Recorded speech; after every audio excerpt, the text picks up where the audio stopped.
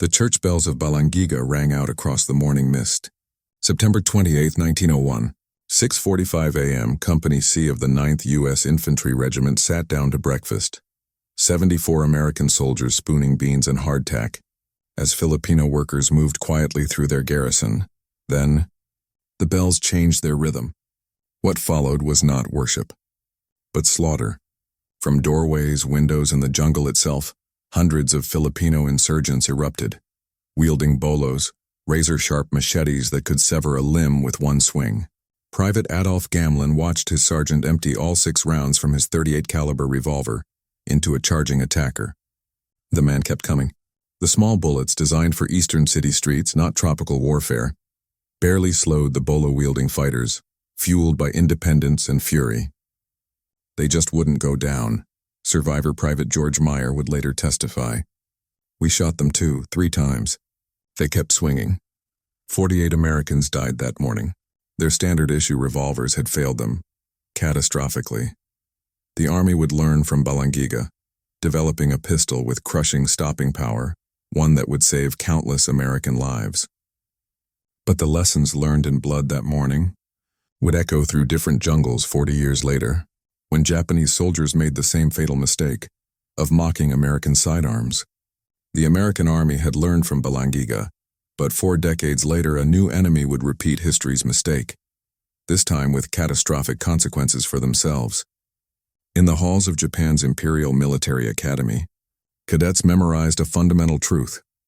The pistol is the weapon of last resort for cowards who lack the spirit to close with cold steel. This wasn't mere rhetoric. The 1934 Infantry Manual stated explicitly that spiritual power will always triumph over material advantage. To the Japanese military mind, Americans who relied on firearms were spiritually inferior to warriors who embraced the katana and bayonet. Colonel Masanobu Tsuji, architect of Japan's Malayan campaign, observed American forces in China during the 1930s and wrote dismissively, "The Americans spray bullets like water, hoping technology will save them from testing their souls in close combat. They are merchants, not warriors."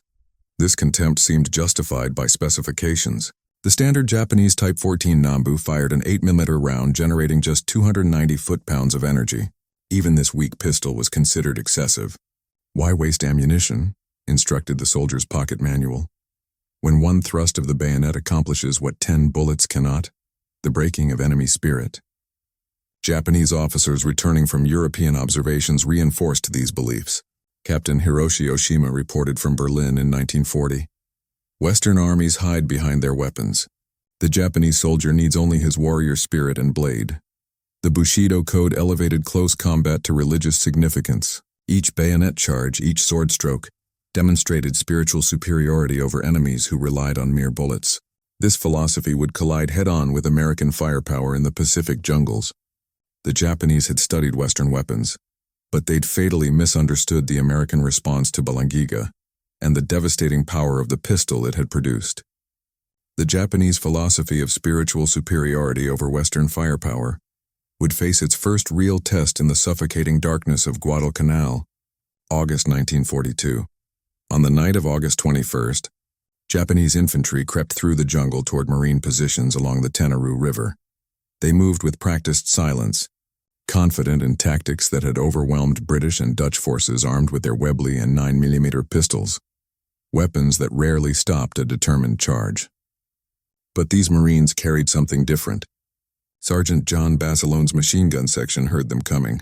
When Japanese soldiers burst from the undergrowth in a screaming charge, Private First Class Nash Phillips dropped his jammed rifle and drew his Colt .45. His first shot struck a Japanese sergeant mid-stride. Unlike the British weapons they'd faced before, this impact was different. The man flew backward like he'd been hit by a sledgehammer, Phillips later recalled. "One shot down, no getting up." Japanese naval ace Saburo Sakai, recovering from wounds at Rabaul, interviewed returning soldiers. Their accounts disturbed him. They spoke of American pistols with strange reverence, weapons that could stop a charging man instantly, as if struck by an invisible club. This contradicted everything they'd been taught about Western weakness. Lieutenant Yoshio Takahashi's report to divisional headquarters captured the growing unease. Enemy pistol rounds create wounds inconsistent with known Western sidearms. Single shots achieving immediate incapacitation. Request investigation of new American weapon type. The Marines' after-action reports told a different story. Gunnery Sergeant Charles Arndt wrote, "The 45 performed exactly as advertised. Japanese came at us full speed. 1 round center mass. Fight over." Medical examiner Lieutenant Commander Eric Lang documented the devastating wound channels. Temporary cavity approximately 4 times bullet diameter. Immediate central nervous system disruption. Stopping power unprecedented in handgun ammunition. Word spread quickly through Japanese ranks. Corporal Toshio Endo wrote in his diary, "The Americans have a terrible pistol. Sergeant Yamamoto shot 3 times with rifle, kept fighting. 1 American pistol shot, instantly dead. We were not told of this weapon." These first encounters on Guadalcanal shattered Japanese assumptions. The coward's weapon they'd mocked was proving devastatingly effective. But military doctrine, built on centuries of tradition, would not change easily. The real test was yet to come. What began as disturbing reports from Guadalcanal soon became an undeniable pattern across the Pacific. Each island, each battle, added another layer of evidence that the Americans possessed a sidearm unlike anything in Japanese experience. At Tarawa, November 1943, Marine Private Jim Crow found himself separated from his unit during the chaotic beach landing.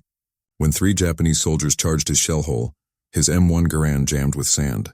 Crow drew his .45 and fired 3 times. 3 shots, 3 down, he reported. Clean stops. Japanese medical officer Captain Tadashi Suzuki, captured days later, revealed his shock at examining the bodies. The wound channels were massive, nothing like our 8mm Nambu or the British 9mm rounds we'd studied. These bullets created cavities that destroyed entire organ systems. The numbers told a stark story. Japanese field hospitals documented that soldiers shot with 9mm rounds had a 35% chance of continuing to fight. Against the .45 ACP, that number dropped to less than 5%. Lieutenant Colonel Toshio Watanabe's classified report to Imperial headquarters stated bluntly, "1 .45 caliber wound equals 3 to 4 wounds from smaller calibers in stopping power." On Saipan, the evidence became overwhelming. Pharmacist's mate second class, George Wallen watched a Japanese officer absorb 2 rifle shots while leading a charge, only to be dropped instantly by a single .45 round. The difference was night and day, Wallen testified. Rifle wounds they'd fight through. That .45 hit different, like cutting their strings.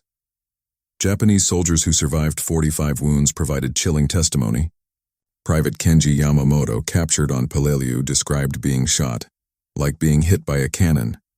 "My whole body went numb. I couldn't move, couldn't think, just stopped."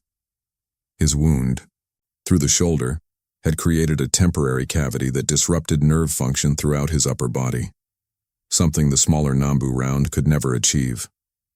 By late 1944, Japanese tactical doctrine began shifting.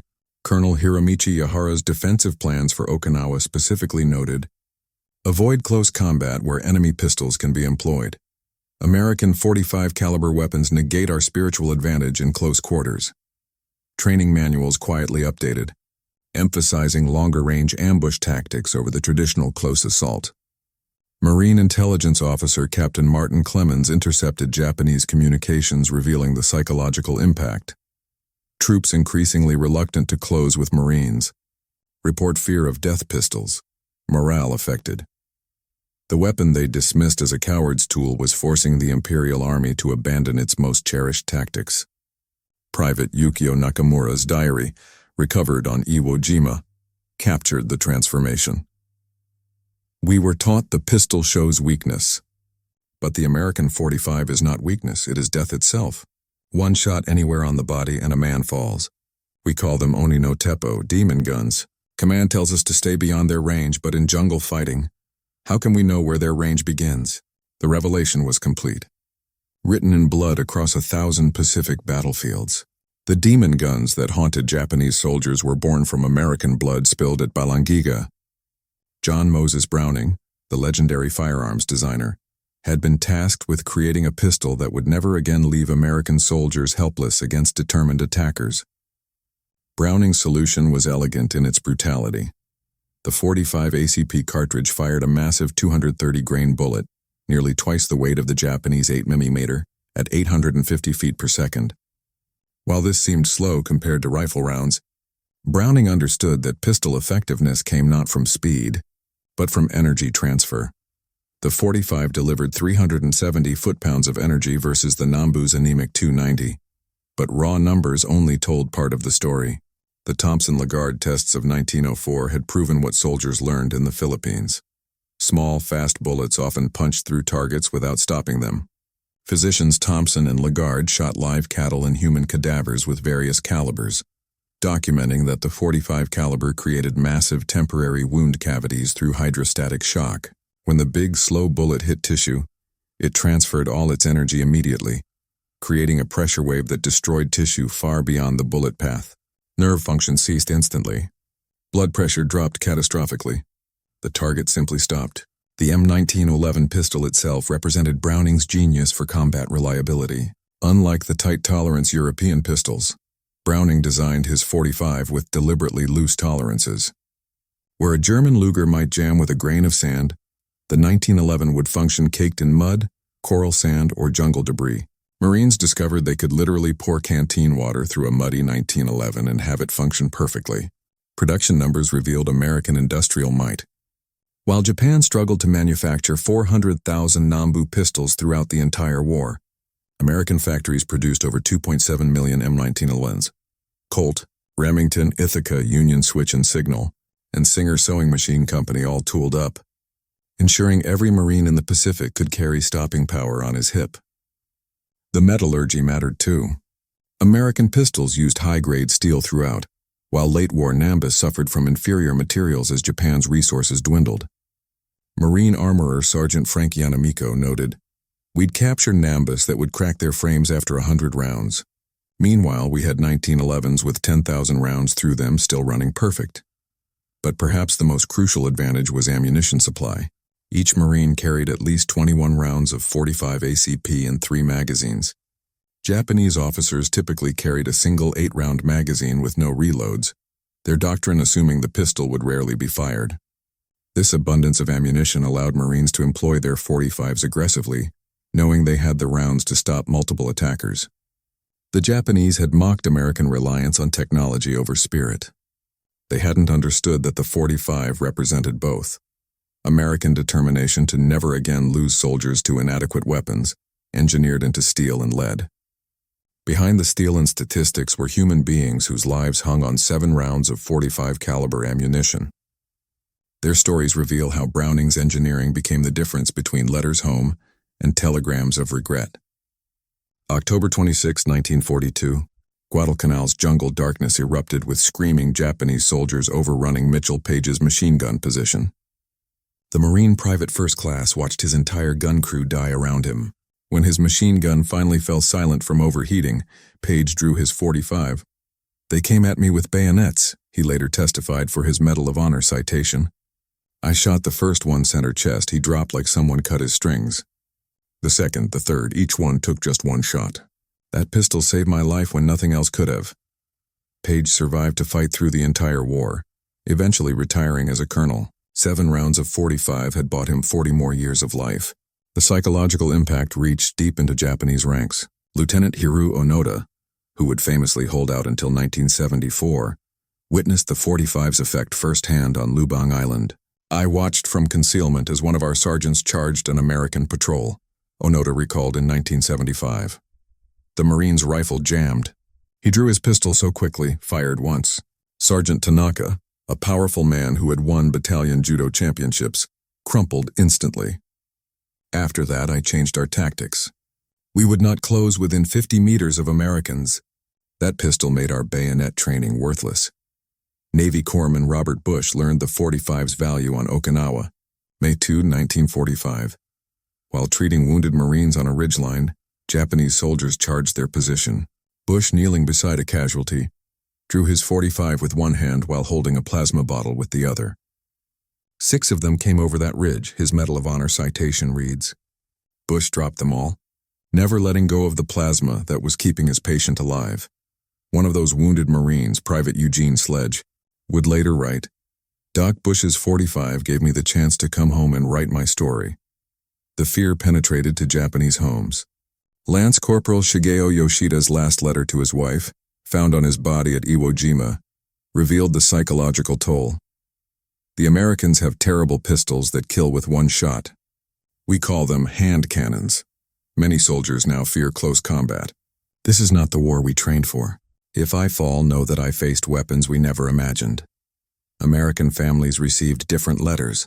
Marine Sergeant William Manchester wrote to his mother from Okinawa, "The 45 Dad carried in the last war saved me today. When my rifle went down, it was there. 7 shots, 5 Japanese soldiers stopped. I'm alive because someone figured out we needed a bigger bullet." Mrs. Alice Page of McKeesport, Pennsylvania, kept her son Mitchell's letter in her Bible until she died. "Mom, I'm only writing this because of a pistol. When everything else failed, it was there. Tell everyone back home. The weapons they're building are keeping us alive." These weren't just statistics or ballistics reports. They were sons, husbands, and fathers whose survival often came down to 230 grains of lead, traveling at 850 feet per second, engineering transformed into answered prayers.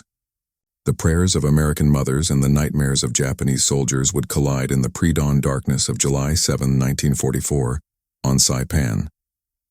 What began as the largest banzai charge of the Pacific War would end as the moment Japanese military doctrine died on the edge of American 45s.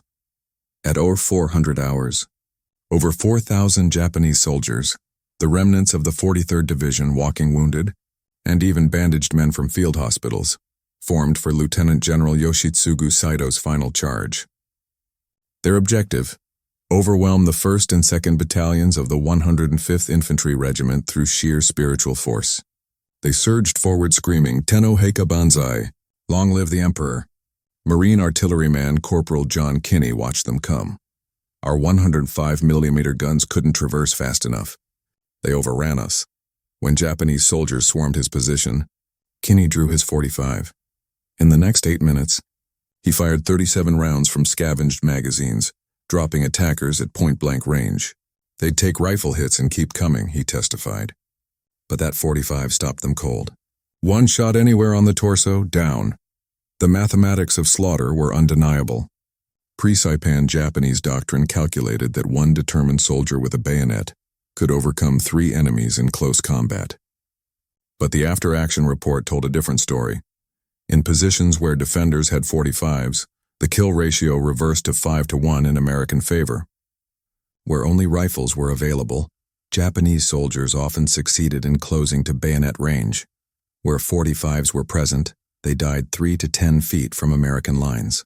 Colonel Takashi Hirakushi's captured report to Imperial headquarters marked the doctrinal breaking point. The American .45 caliber pistol negates our tactical advantages in close combat. Recommend immediate revision of assault doctrine.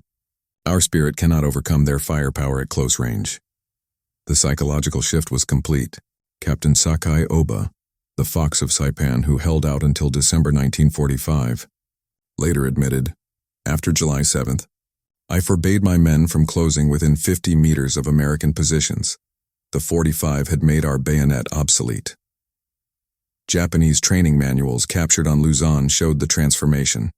Where 1942 editions emphasized spiritual power overcoming material disadvantage, the 1945 version warned, "Avoid close engagement with American forces. Their automatic pistols possess devastating stopping power." The banzai charge, symbol of Japanese warrior spirit for 3 years of war, effectively died on Saipan. Future Japanese commanders would adopt Oba's tactics: long-range ambush, spider holes, and artillery.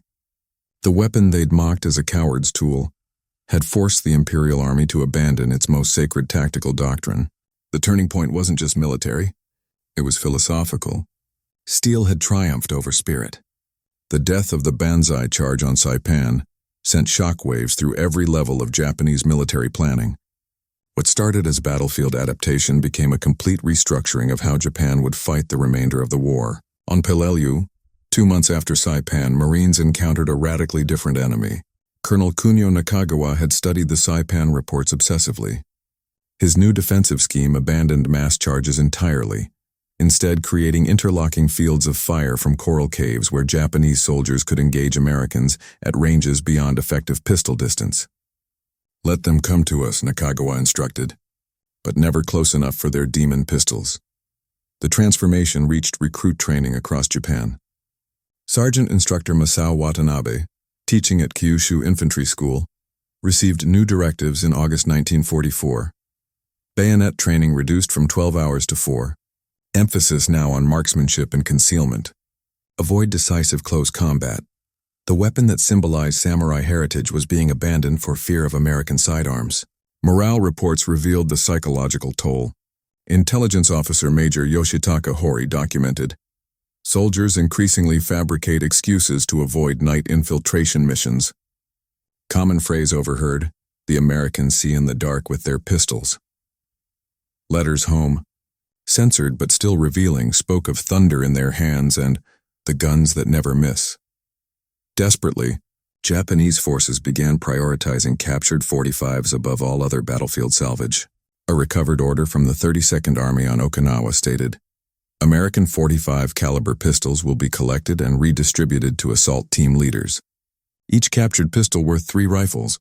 Marine Private Dan Lawler discovered this firsthand when a Japanese officer attacked wielding a mud-caked 1911. He knew enough to chamber a round but hadn't found spare magazines. When his 7 shots were gone, so was he. The tactical revolution was complete by Iwo Jima. General Tadamichi Kuribayashi's defensive plan explicitly stated, "No banzai charges. No close assault. Make the Americans pay for every meter at maximum range." Of 21,000 Japanese defenders, fewer than 200 attempted traditional charges, and those were desperate acts by broken units, not tactical decisions. The impact echoed into peacetime. When the Japanese Self-Defense Force formed in 1954, their small arms procurement specifically requested .45 caliber capability for special units.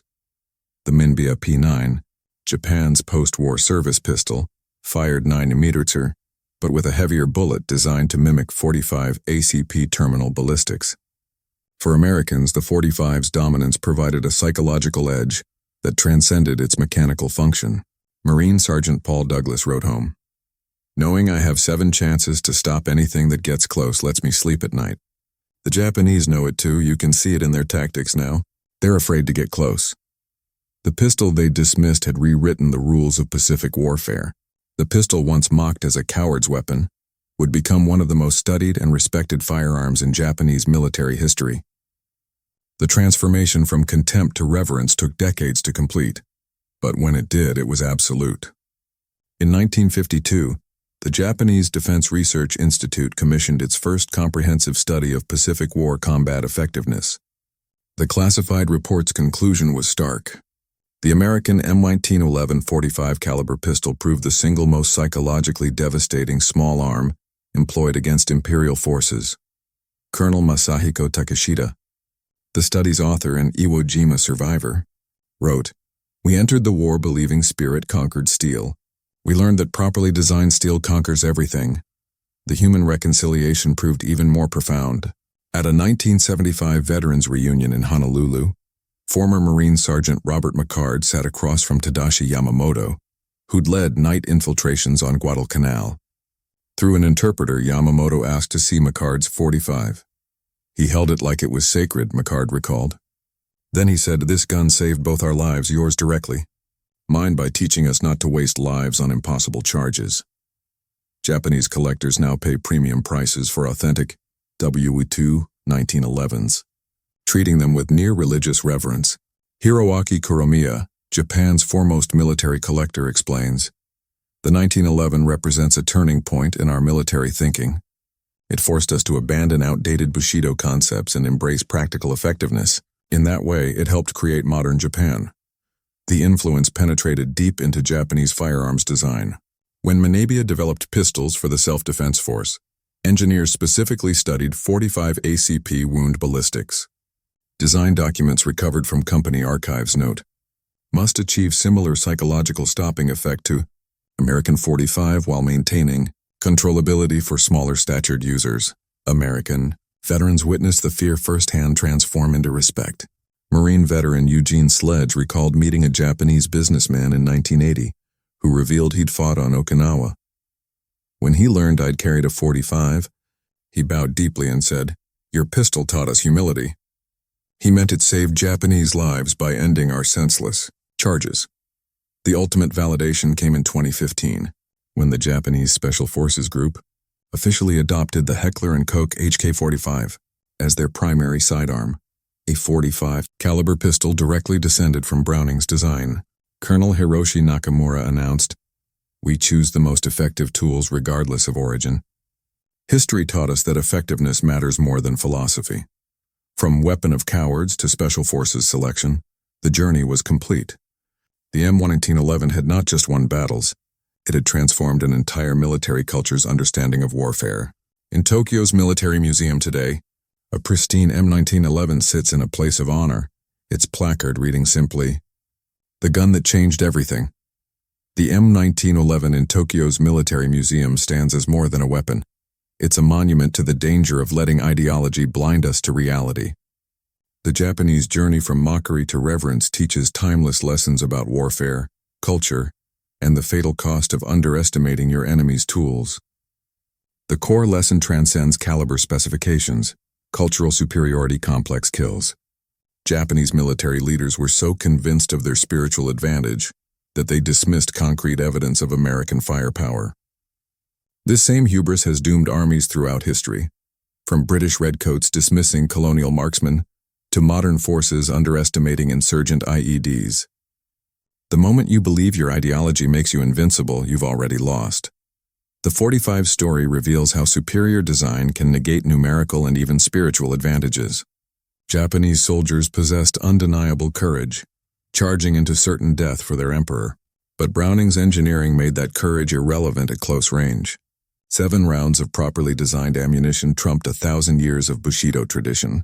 This lesson resonates today. American Special Operations Forces still choose .45 caliber weapons for specific missions, from Marine Force Recon carrying MEU SOC pistols to Delta Force operators using HK-45s. When 21st century warriors need guaranteed stopping power, they reach for Browning's century-old solution. The transformation of Japanese military thought from spirit over steel to pragmatic effectiveness helped create modern Japan's technological excellence. By abandoning rigid ideology for practical results, Japan became an industrial powerhouse. The humility learned from the .45 translated into corporate philosophies of continuous improvement and respect for effective design, regardless of origin. Perhaps most importantly, the .45's Pacific legacy reminds us that warfare ultimately comes down to human beings making life or death decisions in fractions of seconds. Behind every trigger pull was someone's son, husband, or father, fighting to see another sunrise. The M1911 gave American servicemen those sunrises over 2.7 million times. In the end, the Japanese learned what Americans discovered at Balangiga. Never mock the tools that keep your enemy alive. Because tomorrow, those tools might be aimed at you.